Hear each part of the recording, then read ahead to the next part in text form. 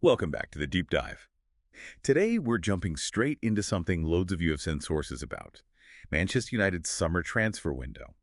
Based on all that material, our goal is, well, to get a quick but solid understanding of who's in, who might be coming, who's heading out, and crucially, the financial backdrop making it all happen. Yeah, exactly. And it's more than just names, isn't it? What we're really Mhm. looking at here is this strategic tightrope walk United have to do, balancing ambition with, frankly, some pretty strict financial rules. Right, ambition versus the books. So, thinking about that, what's actually confirmed already, who's definitely through the door, that kind of sets the scene. It does. Two deals are done. First, Matthias Cunha, the forward from Wolves, that was confirmed June 12th, 62.5 million, quite a fee. Yeah, that's significant. What does that signal getting him in? Well, he's versatile, good presser, links player. Suggests maybe a slight tactical shift, not just an out-and-out goal scorer. And then there's the younger player, Diego Leon. Ah, yes, the defender from Cerro Porteño. That's him, only 17. That deal was actually agreed back in January, but he's, now part of the picture looking forward. Okay, so Cunha and Leon confirmed. But the rumor mill is really buzzing about potential big signings, particularly up front. Oh, definitely. The main target for the striker role seems to be Hugo Ekitike from Eintracht Frankfurt. Talks are apparently quite advanced. And the figure being mentioned is pretty huge. Yeah, the talk is around 85 million. That's a massive statement if they pull it off. A real investment in that number 9 position. Wow, okay. And 85 million, that immediately brings up the question of how they fund that alongside other targets. Yeah, Because the sources mention wingers too, right? absolutely. Brian Mbemo from Brentford is heavily linked.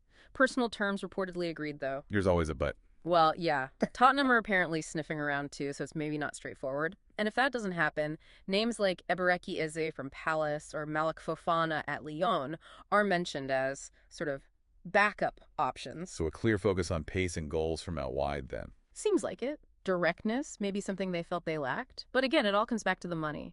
How do you pay for an Ekitik and potentially an Mbemo or Eze? Which leads us neatly to the departures. Because there have been some significant moves already, haven't there? There have. Marcus Rashford's loan to Aston Villa is a big one. Potential 40 million Taron permanent fee there. And Antony loaned to Real Betis with a 17 million pound option for them to buy. These aren't just squad players leaving, these are major names. Exactly. It's partly about reshaping the squad, perhaps trimming the wage bill, but you have to think generating funds is a primary driver here, especially given the potential fees involved. And it doesn't stop there, does it? The sources you sent point to a potentially massive clear-out beyond just those two. Yeah, the list is quite something. You're looking at potential exits for Jadon Sancho, Mason Greenwood, Casemiro, Christian Eriksen, Victor Lindelof. Even Alejandro Garnacho is mentioned as someone who could be sold to raise significant funds. Goodness. That sounds less like trimming and more like a complete overhaul. How tough is it to manage that many potential sales by the deadline? September 1st, right? It's incredibly difficult, and this ties directly into the financial context we mentioned at the start. Manchester United are operating under the Profit and Sustainability Rules, PSR. Right. The rules that limit losses over a 3-year period. Precisely. So they need to make profitable player sales to balance the books and give them room to spend on players like Ekitike or Mbemo. It's not optional if they want to avoid penalties, which could be fines or even points deductions. So the window opening June 16th and closing September 1st, it's a real race against time to get these deals done, both in and out. Absolutely. Every sale potentially unlocks funds for an arrival. It's a high-stakes balancing act, managing player values, wages off the books, and staying within those PSR limits. Okay, so let's quickly recap.